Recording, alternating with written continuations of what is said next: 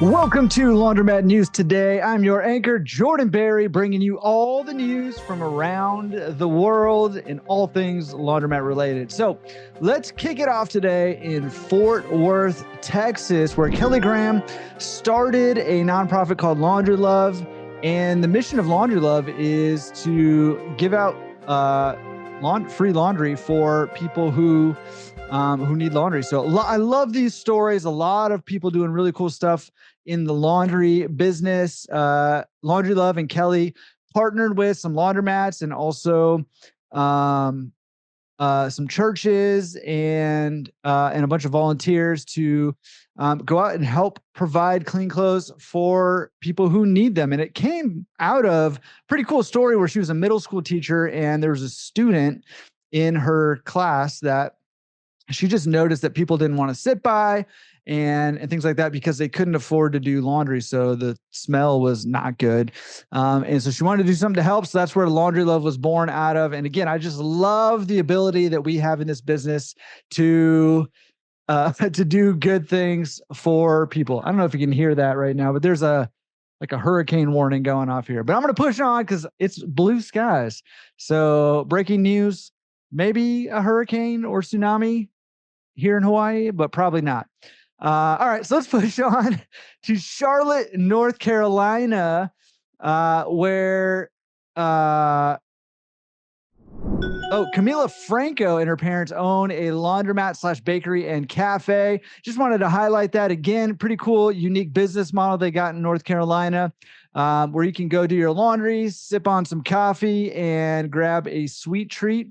And again, one of the things I like about this is people are looking for ways to maximize their revenue, right? The main ways that you can improve your business, increase the revenue to your business are add more customers, number one.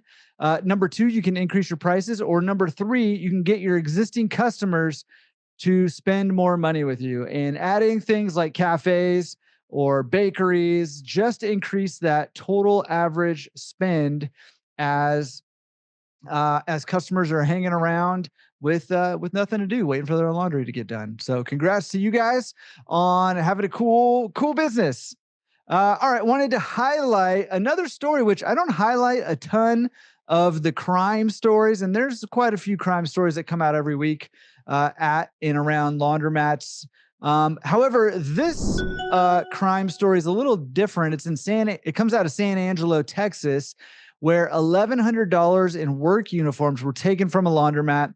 Somebody was doing work uniforms for their business, left them in the dryer, a tale as old as time, and went off to go run another errand. Somebody came through and took those uniforms out of the dryer before the owner of those uniforms came back for them.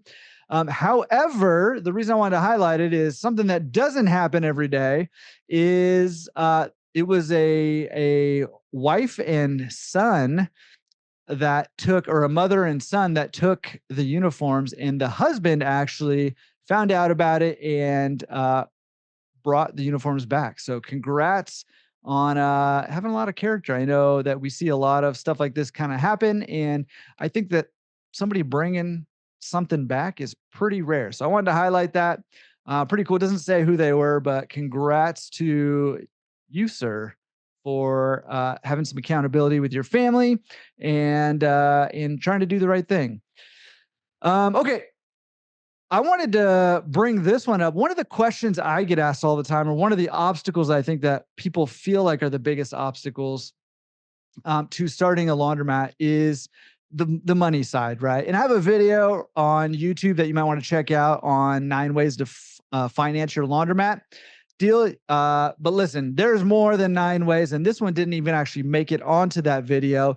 But this laundromat that comes out of Detroit actually was able to be opened thanks in part to a crowdfunding initiative that the state actually sponsored. So state funded or state sponsored crowdfunding program that brought in this laundromat here in Detroit. So listen, I'll say it one more time. I'll probably say it more than one more time over going forward, but I'm going to say it again right here is that don't let a lack of money stop you from achieving your goals, for creating the business that you feel like you need to achieve.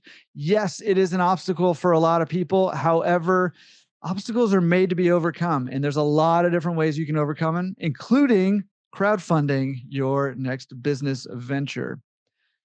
Awesome. One more cool thing that I think people are doing in their laundromat business I wanted to highlight in Rockford, Illinois, 5 Alarm Coin Laundry. Um, Also utilizing a grant, a $50,000 grant to help give free laundry services to seniors and students. So not only are there creative ways to buy or build your laundromat, there's also a lot of creative ways to grow your business and to fund your business. So $50,000 grant to help this laundromat provide free laundry for seniors and students.